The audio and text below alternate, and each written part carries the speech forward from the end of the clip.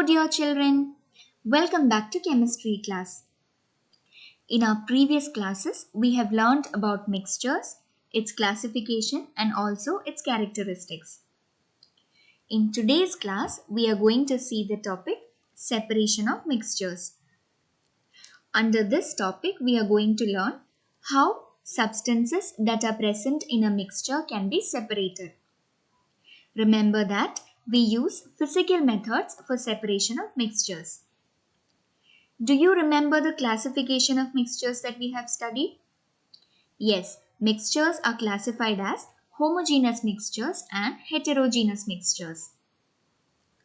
These mixtures can either be a solid-solid mixture, a solid-liquid mixture, a liquid-liquid mixture, or even a liquid-gas mixture.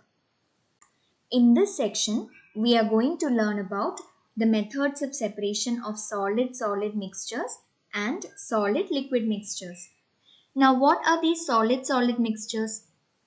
In a solid-solid mixture, both the substances that are present that forms the mixture are solids.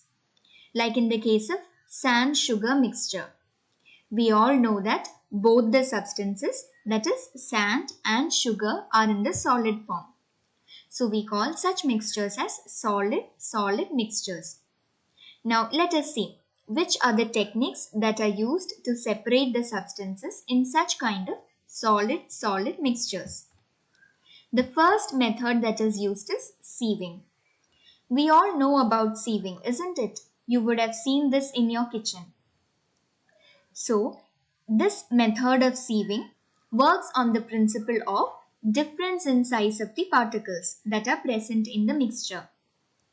As you all know, while sieving, the larger particles of the mixture are collected in this sieve as you see here, and the smaller particles can be collected using this vessel. So this is one of the methods of separation that we use for solid-solid mixtures. The next method of separation is magnetic separation. We all would have seen such big cranes which is used to separate the particles from a heap of waste, isn't it? Yes, so this is a method of separation which we use for solid-solid mixtures.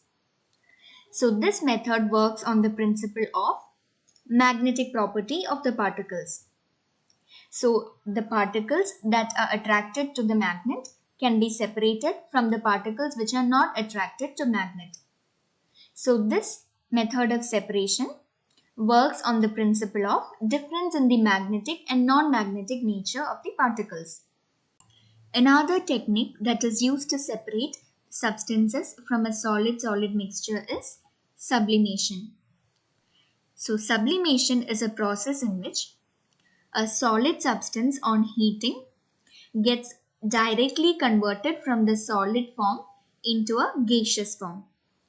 Do you know what happens when we heat ice? When we heat ice, ice melts and it changes into a liquid form, isn't it? Yes. Then again when liquid is heated, that is when water is heated, it changes into gaseous form, that is in the form of vapors. But in case of sublimation, the solid substance on heating changes directly into a gaseous substance. So, such substances which changes directly from the solid state into the gaseous state can be separated using this method. So, this method of separation works on the principle of difference in sublimable and non-sublimable nature of the solid. Now, we will see which are the methods of separation of substances used in case of solid-liquid mixtures. Before that, what are solid-liquid mixtures? Just like solid-solid mixtures, in case of solid-liquid mixture, one of the substances that are present in a mixture will be in a solid form and the other substance that is present will be in a liquid form. Just like in the case of salt in water, sugar in water, or sand that is mixed with water. All these are examples of solid-liquid mixtures. Now we will see the methods of separation that we use in solid-liquid mixtures. The first one is sedimentation and decantation. As you see here, this is a mixture of sand that is mixed with water. So what happens when sand is mixed with water? We all know that sand does not dissolve in water. So if we allow the mixture to stand idle for some time, all the insoluble sand particles will settle at the bottom of the beaker, and water that is clear will be at the top of this beaker. Thus, we can separate sand particles from this mixture of sand and water. So this method of separation, that is sedimentation and decantation, which we are going to learn in our coming classes, this is based on the principle of insoluble particles that are settling down by gravity. The next method of separation of a solid liquid mixture is filtration.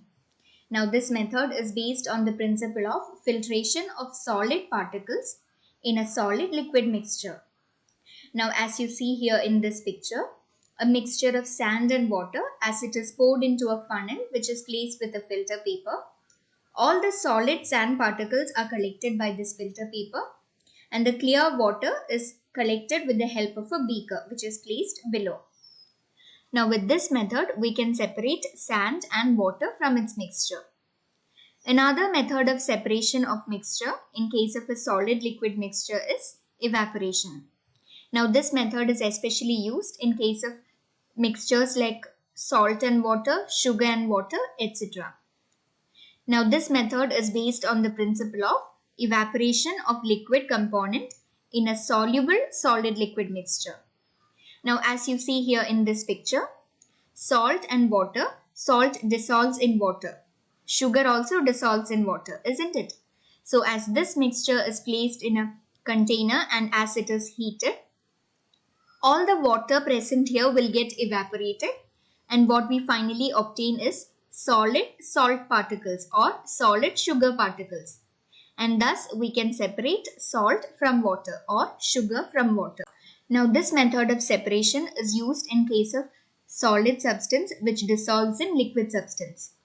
Now as you see here, when this mixture is heated, it is the solid substance which is collected in this container and the liquid substance will get evaporated. Now we are going to study about each of these techniques in detail with its examples in the next class.